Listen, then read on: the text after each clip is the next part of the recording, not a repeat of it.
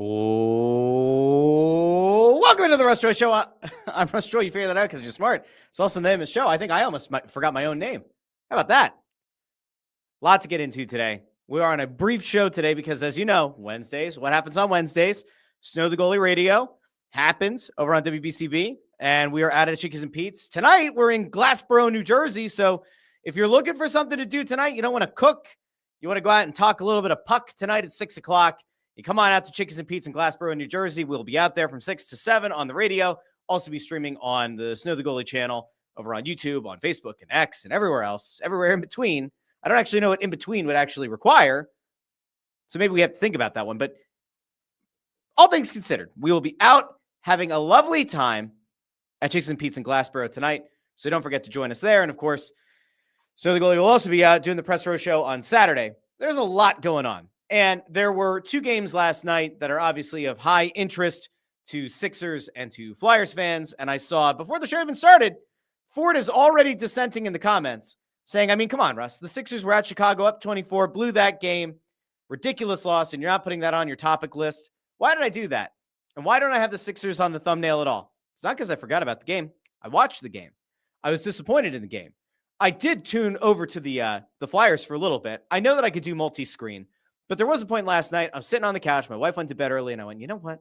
I think I'm just going to enjoy one game at a time. Just for right now, I'm going to enjoy one game at a time. You know, I know it's crazy. I know it's psychotic to do. But I was like, I'm just going to enjoy for 1 second. Let's go Flyers. We'll go for Sixers. We'll go back to Flyers. And so I turned off the Sixers game because they were up so big, so late in the game. And I went, you know what? Even for the Sixers, that'd be a hell of a lead to blow. And then after the Flyers game wrapped up, I switched over to the Sixers, and I went, wait a second. Hold on.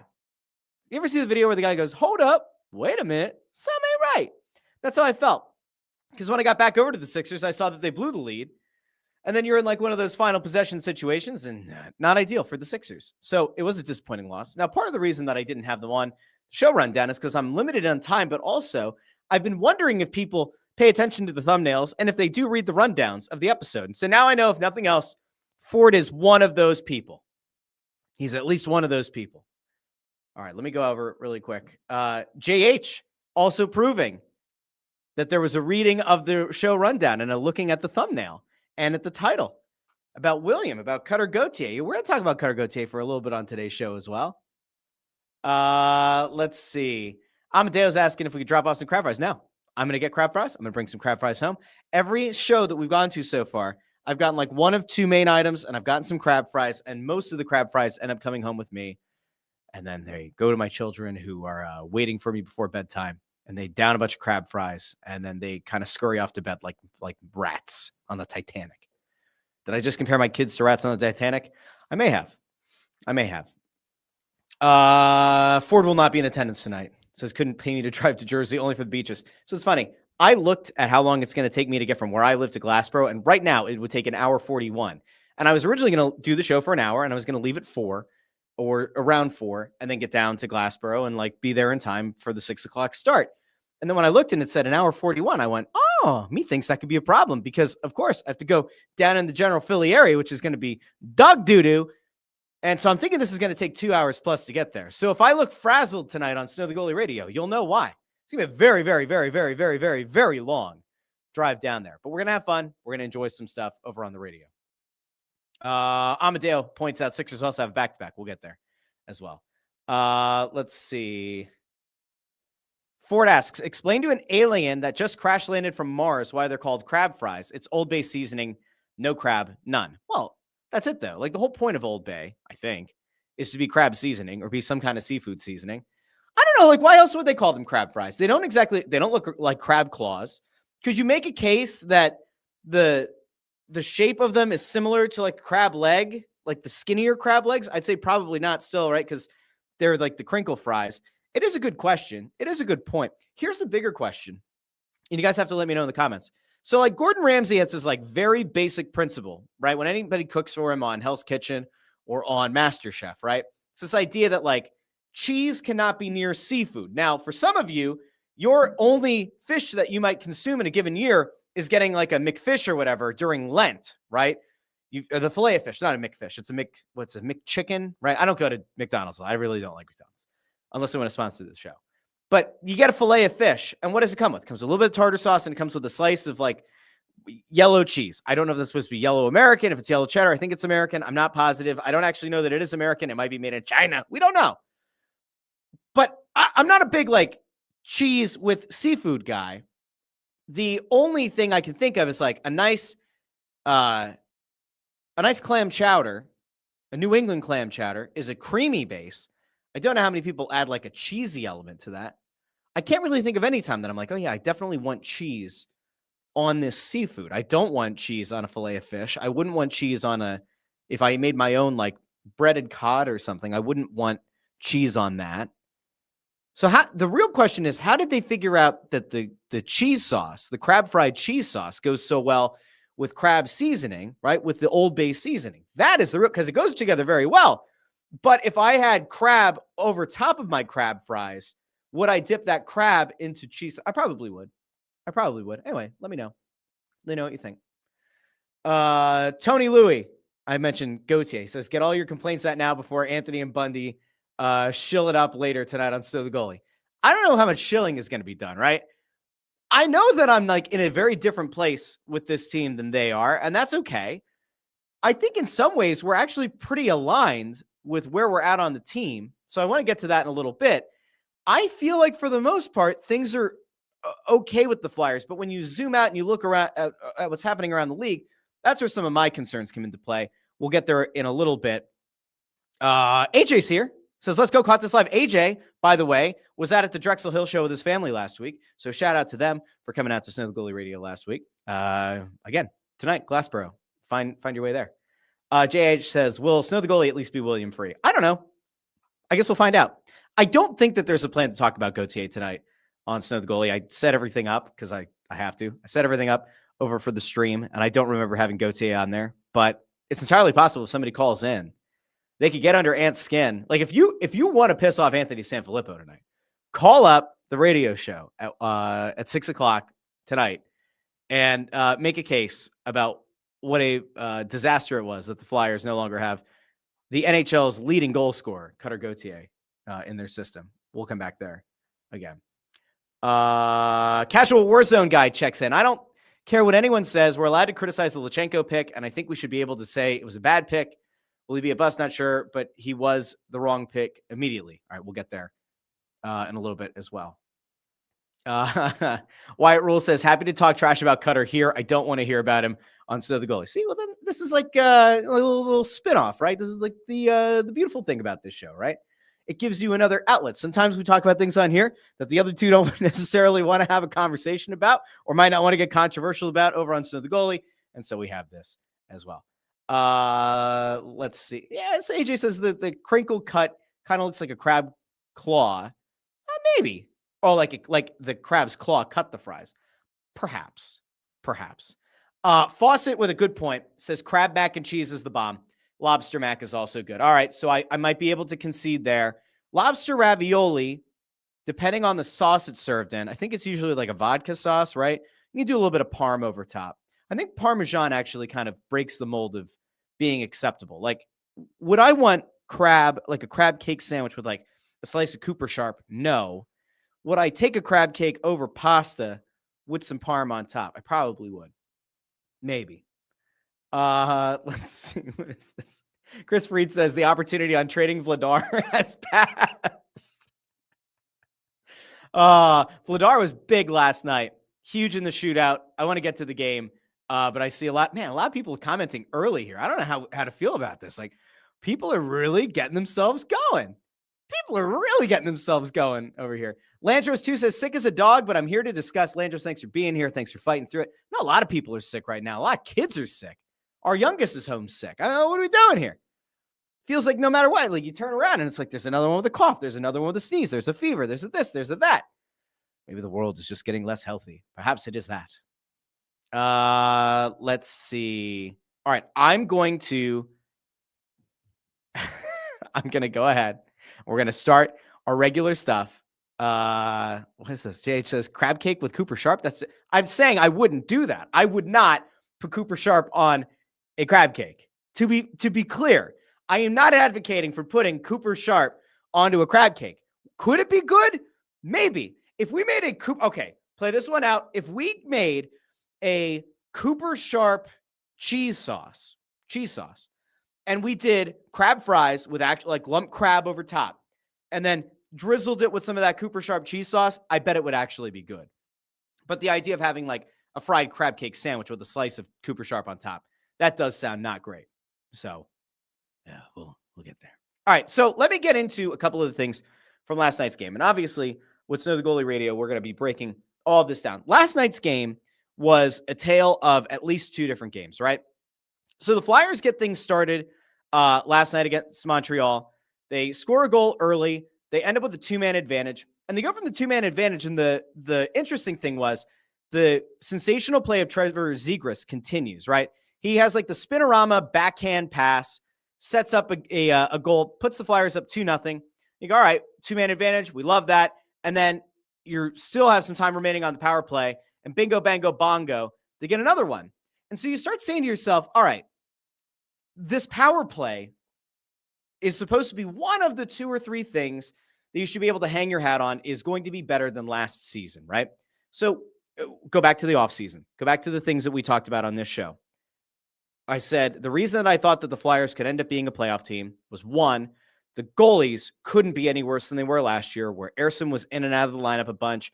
Kolosov was trying to adjust to the North American game. It wasn't playing in the AHL. Fedotov was still trying to adjust. I found no scenario where it could be any worse than that. It couldn't be.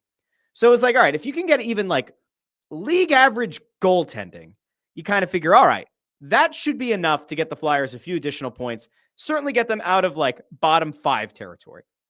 Then it's like, all right, what's the next most likely thing that could improve in a meaningful way, be better than last year, and ultimately help this team get the additional points that get you from like maybe being out of the top 10 of the lottery, right? And maybe getting into that bubble zone to the playoffs.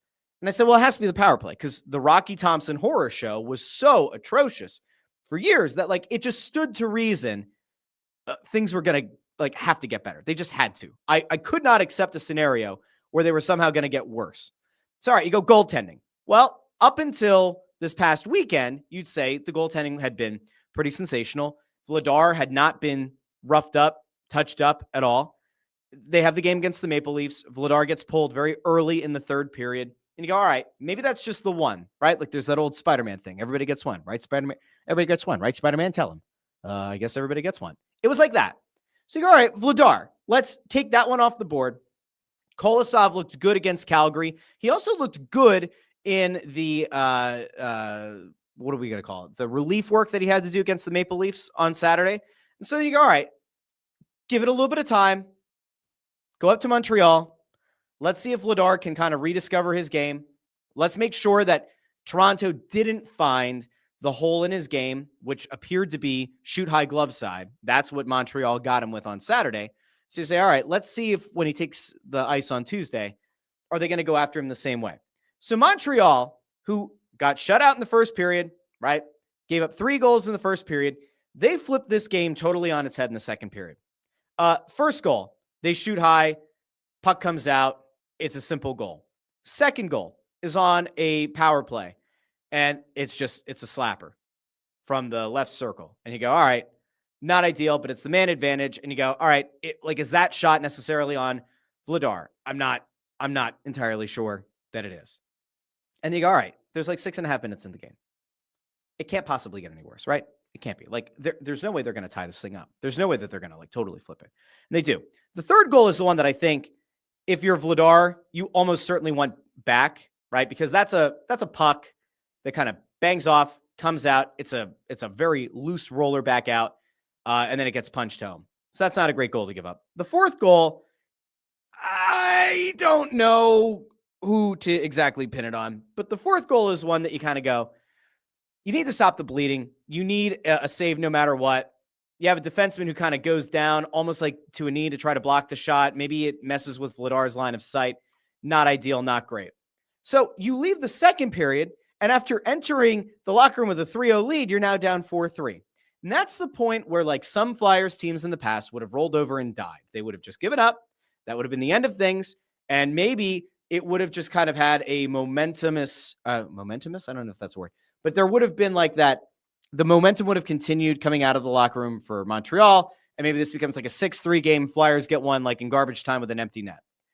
2 minutes or so into the third period, Delorier drops the gloves. Now, not everybody loves Nick Delorier. Not everybody loves the fact that Nick Delorier has a spot on this roster. I have been pretty vocal about how I think Nikita Grebenkin needs to be in virtually every game this season. I think that there's like a very real case to be made that Nikita Grebenkin should, without question, be in the lineup because he's young enough and he's also like a really solid bottom six forward. Like when you start to think about how do you make a team a legitimate contender long-term in the NHL, how do you make a team a Stanley Cup contender? Like, yes, there is a ramp up period to get there. You don't go from like the doldrums of the basement, right, up to being a Stanley Cup contender overnight. It takes a little bit of time. There's a ramp up period. Nikita Grebenkin is only 22 years old. Right now, he looks like a dude who you could see having like a 10-year career in this league at least, playing bottom 6 minutes, bringing a ton of energy, getting into the greasy areas in front of the net, getting down and dirty along the boards, winning the puck battles that a lot of guys on this Flyers team over the last few years have just not wanted to get involved in. So to me, I go, if I'm going to make a lineup and I want to kind of have this meritocracy where you earn every minute, you're playing hard, and also I look at the long-term plan of like, we want guys to contribute to this team, be part of this culture, do things the right way. To me, Grebenkin's a guy who should be in there pretty much every night. So Delorier drops the gloves, and we know Delorier and Grebenkin have kind of been swapped one for one. You get Abels in there. There's kind of that little rotation in who's going to be on the fourth line on any given night. Grebenkin, of all people, is the one who scores the game-tying goal to force overtime, which, again, kind of comes back to my point. Like, Grebenkin does everything you want a bottom six forward to do. Even if you want to just say he's a fourth liner, you can. Dale Weiss somewhere is probably reciting the same thing that he said on that one podcast that we highlighted like a month ago, where he's like, there are guys in this league who are kind of, cast into being a bottom six forward who could honestly be like top line or second line guys. You look at Grebenkin, and I do think there's actually a little bit more upside there. I don't think that he's just your stereotypical, fourth line guy. He does have some skill to him.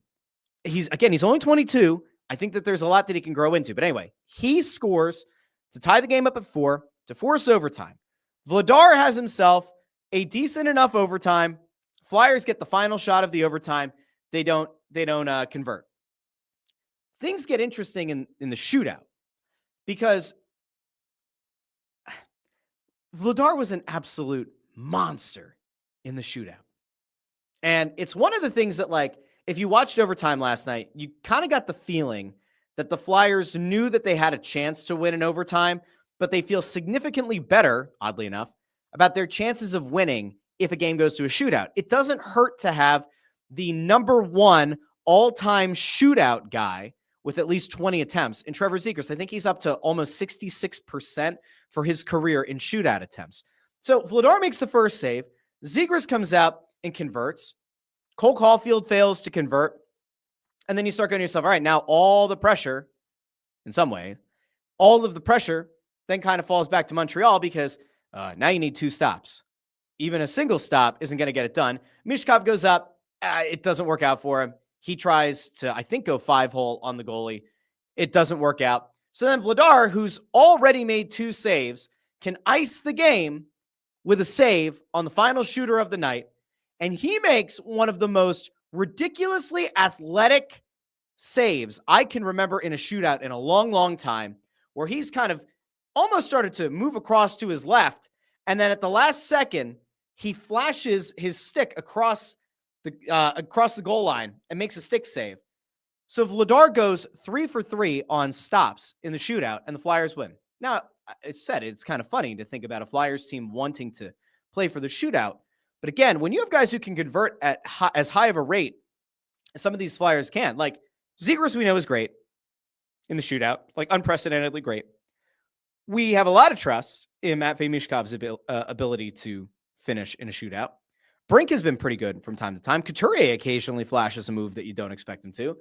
They have some guys who can convert in the shootout. Now, all of a sudden, it's like a thing that you've been afraid of for a very long time. And if you've been a Flyers fan, it's like the thing that gives you the most heartburn, the idea of going overtime. Now, all of a sudden, it's almost like a strength for this team.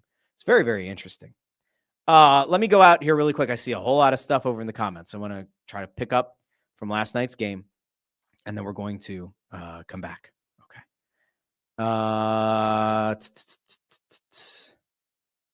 I'm trying to figure out. Okay.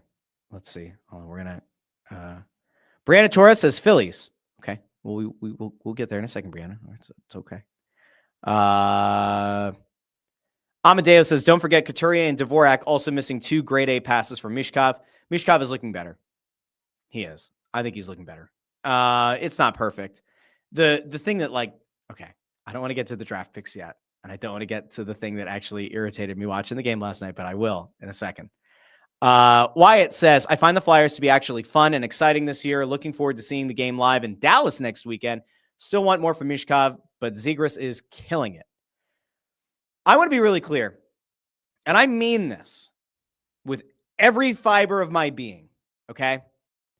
The Flyers front office is incredibly lucky to some extent that Trevor Zegras has played as well as he has so far this season, because Zegras looks every bit like the player they coveted for years. He looks every bit like the player that Anaheim thought they were going to have. Here's where things get a little bit haywire. If Trevor Zegras weren't performing at the level that he is right now, this team certainly wouldn't have as many points as it does. But this team would, in a lot of ways, kind of look hopeless. Like, the way that people have not pivoted off of the criticism of Matt Mishkov, but they've kind of maybe extended him a little bit of grace now. There was that initial phase after the first weekend where people were like, oh, is he Fat Bay Mishkov? Once those people kind of like cleared out, and once it started looking like Mishkov's game started heading in the right direction, it then became, all right, well, who's going to be the one to really carry the load? And Couturier had some really, really strong performances early in the season, and I would still say he looks pretty darn good. He's never going to look like the player he was before 2 back surgeries, but like, Couturier is still a very good player. You might not think that he's a 1C. You might think he's a 2C. Some of you out there are crazy enough to think that he should be the 4C. I don't know why. It's because he's not fast. I guess that could be it. Mishkov's not fast. Does he belong in the 4th line? No. Okay. But Zegras has kind of played at this level that has taken a lot of the burden off of other players. Namely, it took some of the burden off of Mishkov. It took some of the heat off of Mishkov because Zegras is performing the way that he is. It took a lot of the heat off of Lutsenko. And it might seem crazy to say that because there have been games where Zegras has played as a wing. He's played this hybrid role. It took a lot off of the Lutsenko of it all because you're looking at it saying there's still a viable path maybe to Zegras being a top 2C on this team. And if that's the case, all right, maybe the need to have Jet Lutsenko show up right away and perform right away, maybe that kind of dies down. And now that Jet's back at in Guelph or back with Guelph, maybe that kind of takes a little bit of the pressure off there. Here's where it really takes a lot of the pressure off. If Zegras weren't performing, and if Jamie Drysdale hadn't taken the kind of strides that he has so far this season, where he is a much better defensive player than he's ever been, the fact that Cutter Gauthier leads the league in goals is the kind of thing that would have people with pitchforks and flames down at the Xfinity Mobile Arena. Now, make no mistake about it, there are a lot of people who are still very upset watching the kind of success that Cutter Gauthier is having with Anaheim. There are still a lot of people who are of the very firm belief that this was an avoidable situation, that the Flyers screwed up at some point along the way, and that Gauthier should be here. And Jamie Drysdale, for as good as he's been, could you envision a scenario where it might have been better to have Cutter Gauthier and Zeev Buyam instead of having Jamie Drysdale and Jet Lutsenko? Like, yes. And in theory, both of those things were in your control in some way. The question is the same question it's always been. What really happened with Cutter Gauthier that led to him not wanting to play here? I'm pretty firmly in the camp that there were multiple things that led to Gauthier not wanting to be here. I think that probably the number one cause of Gauthier not wanting to be here is that when he was drafted by Chuck Fletcher, who was in it to win every possible game that he could, I would not be surprised if Chuck Fletcher told Cutter Gauthier's camp, we think that he could play in the league next year, or at the very least, like, we'll have him up at the end of the season. I don't care if there's 1 game left on his deal, if there's 2 games left on his deal, like, we will bring him up. And when the decision was made to change the front office, Danny Briere, who was an assistant GM and got installed as the GM, perhaps it was Danny, perhaps it was Jonesy, perhaps it was both, perhaps it was Torts, maybe it was all of the above. Me thinks that there's a chance, a better than zero chance, that the conversation was had with his camp, and it was, hey, if you're going to be on this team, you have to earn it. Who does that sound like? Maybe that sounds a little bit more like Tortorella. You go back to the night of the trade and the thought that like maybe Kevin Hayes didn't enjoy his time in Philadelphia. Maybe he didn't enjoy having the A ripped off his sweater, and the fact that he was the main point of contact per the organization at the time. He was the main point of contact with Cutter Gauthier. Perhaps he said a couple of things about like, it's kind of a shit show in Philly. It might not be great. I don't know if you like playing for Torts. All of those things could have happened. And Gauthier maybe looks at it and says, hey, if they didn't want me to start the season with the team, and if they aren't assuring me that I'm going to have a spot on the roster, well, then I'm not going to show up to camp. And if they're not going to assure me that at the very least, they will play me at the end of the year on a team that probably isn't going to be playoff bound, well, then what's the point? I could go somewhere else and play sooner. And he was right. I mean, Anaheim, they made the move. And then it was like 1 or 2 games, right, left in that season. He came up.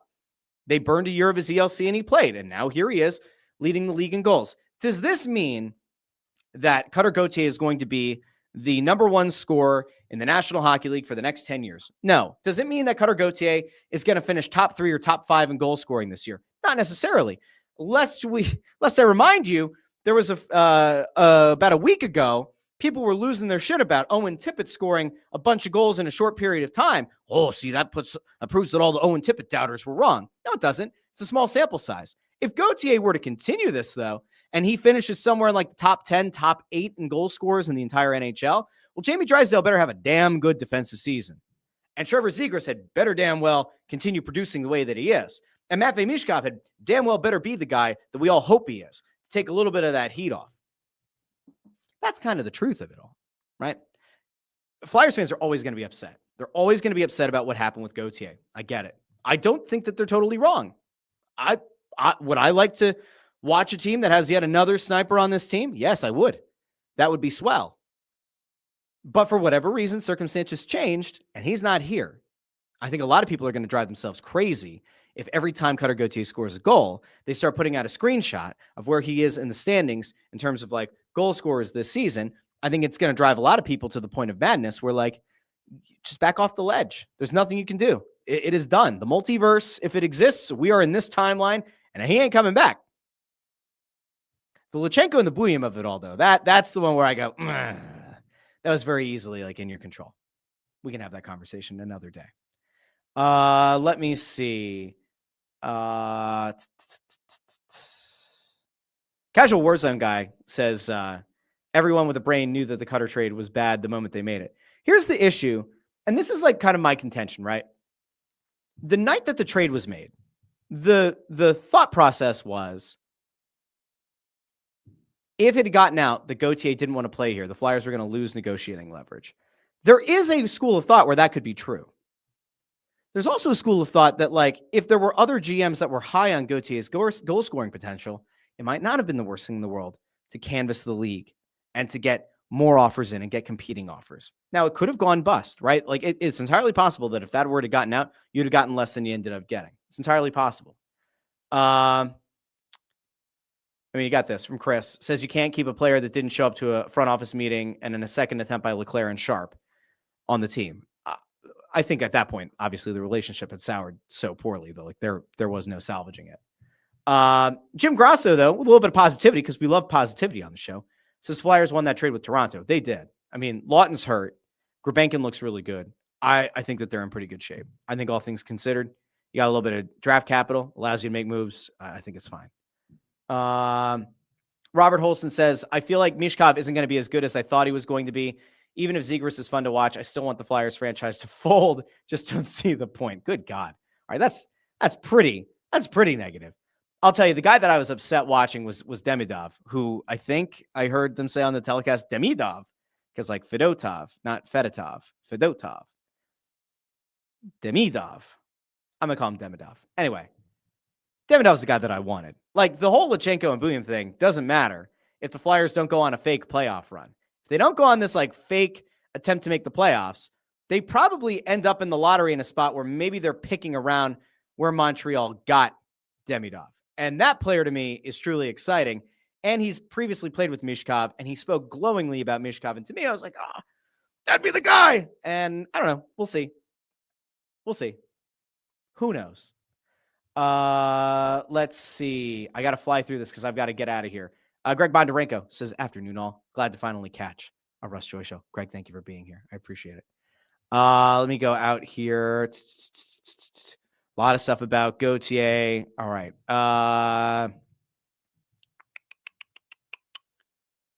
Let's see. I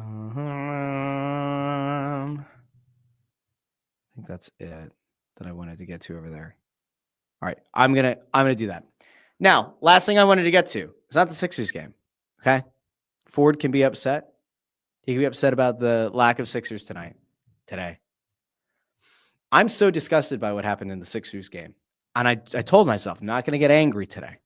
I don't want to be the angry guy. I had a guy DM me today that he was in the car with his daughter a few weeks ago, and they were listening to my show, and it was the time that I was mad at Dave Dombrowski.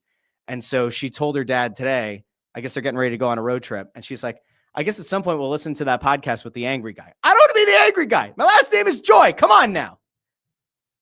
I don't want to be angry. I don't want to be angry about the Sixers. I'm going to show the Sixers a wee bit of grace. Now, was last night's game pathetic? Yes, it was. Was it pathetic to blow that lead? Yes, it was.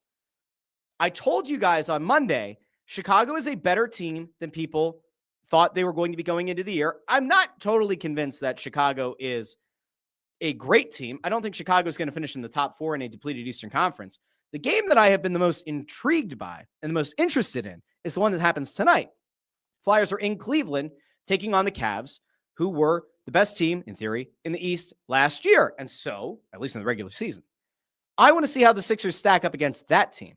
I also imagine that Joel Embiid will not be playing tonight, which in a weird way is probably advantageous to this backcourt, right? You're going to be able to play very, very fast and probably go up and down the court. It's going to be a high-scoring game with the Cavs. I fully expect tonight's game to go like 125, 118 or something like that. It should be a pretty wide-open game. That's my expectation, at least. What I want to see is, how does VJ Edgecombe match up against, Donovan Mitchell? That's what I want to see. I expect that Maxi's going to get most of the time there. If Lonzo Ball gets put in to effectively defend VJ Edgecombe, I want to see how he handles the pressure. So, I'm interested in the backcourt battle tonight between the Sixers and the Cavs. Now, last thing I want to get to, really quick. Harrison Bader declined his option. I saw people on Twitter beside themselves. Oh, Harrison Bader said that he really liked his time as a Philadelphia Philly. Does this mean Harrison Bader actually didn't like us the whole time? Does Harrison Bader actually hate Philadelphia? Did he not like the Phillies? Is that why he wore purple? Should he have been wearing fanatic-themed elbow pads like Bryce Harper? Is that the sign that this was all over and that he was... No. Harrison Bader is going to get paid. It was a $10 million option. You would turn down the $10 million option, especially if you played as well as Harrison Bader did for the Phillies after he got acquired ahead of the trade deadline. You 100% would turn down the $10 million option. He's going to get probably a 3 or 4 year deal. I would assume that the salary is going to be like $15 million plus a year. Keep in mind that if you're the Phillies or if you're another team who watched how important Bader was for the Phillies, remember batting leadoff when Trey Turner got hurt, and then you watch the series against the Dodgers, things fundamentally changed once Bader went out. And then you're talking about all right, you're losing your best defensive outfielder and you're losing a guy who had some clutch hits down the stretch in the regular season. If you're evaluating that player, you go, maybe he's a lot better than we thought. Or at the very least, maybe he's still a very, very good player, not an elite one by any stretch, but one that will make a lot of outfields better. And if that's the case, then he's going to make a lot more than $10 million. So I don't blame him for turning it down. The real question is what the Phillies are going to do with Bader. Because now that he's opted out and he's going to become a free agent, you have to assume that the Phillies front office and Bader's agent have had a conversation about what that number will look like, what the contract length will look like. The Phillies probably know in their heart of hearts whether or not he is likely to walk or if there's a good chance he comes back. I imagine the Phillies don't want to bid against themselves, so they'll let him go out and talk to other teams. I mean, they don't have to let him, right? He's an unrestricted free agent. But there's probably an understanding between the team and the players' camp that, we have this offer. And if a team comes back and a team goes above that offer, give us a second, give us a chance to match or beat it. maybe the Phillies are going to find out really quickly that the number that Bader can fetch on the open market is significantly higher than they want to give. And then maybe that moves the Crawford timeline up. And maybe they just say, all right, that's going to be the replacement. I don't know. I think Bader's going to get paid. I think he's going to get paid well. Here's the problem. Bader's a good player. He was important to this Phillies team, but I don't think he's so critical to the Phillies team that you overpay for him. There are a lot of other holes on this team. There are a lot of other positions that you need to address on this team. I'm not convinced that a big old massive free agent contract just to keep Harrison Bader around is worth it. Seems like a really good dude. Seemed like a good clubhouse dude. Seemed like a guy that you would want to have on your team. There does have to come a point where you set a limit on the contract, unless you're the Dodgers. Unless you're the Dodgers, because there's that rumor out there that Kyle Tucker might want to go play in LA. And I'm sure that if there's like a generational Japanese prospect or two looking to move to the US, they'll probably go to the Dodgers too. Because why wouldn't you? And with no salary cap in place and with no commissioner to kind of stand in the way of, deferred payments, going to be kind of hard to compete with the Dodgers, who are back-to-back champs. Maybe it'll just take a three-peat by the Dodgers and a lockout in 2027 to like fix baseball. I don't know. We'll find out. You guys can let me know, though, in the comments section what you think of whether or not the Phillies should extend a big offer to Harrison Bader. Do you let him walk? What do the terms look like? You can let that go in the live chat right now, or if you're watching after the fact, you can put it in the regular comments section over on the video on YouTube. I have to go because, as I mentioned earlier, tonight we are down in Glassboro, New Jersey, for Snow the Goalie Radio. We will be on the radio on WBCB, and we will be streaming on the Snow the Goalie channels on YouTube, Facebook, and X. Here is a reminder of our schedule this week for Snow the Goalie Radio tonight in Glassboro, New Jersey at Chickies and Pete's. Saturday, 12:30 start, Flyers versus Senators. So do us a favor. If you're going to be down at the Flyers game, remember section 121 through the glass doors, take the elevator up to the balcony, come say hey. If you're in or around Glassboro tonight, you want to come out and talk some puck, we will be there for Snow the Goalie Radio tonight. All right. That was a lot in a very short time. Thanks for being here. Until Friday, this has been the Russ Joy Show, and I've been Russ Joy, but you knew that already because you're smart. And it's also the name of the show. Talk to each and every one of you very, very soon. Don't forget to subscribe on YouTube. Ring the bell to get notified whenever the show goes live. Like videos that you see on TikTok, Instagram Reels, Facebook Reels, YouTube Shorts. And if you like the podcast feed, Apple Podcasts, Spotify, Pandora, Amazon Music, wherever you get your podcasts. Talk to all of you Friday here on the Russ Joy Show. Bye now.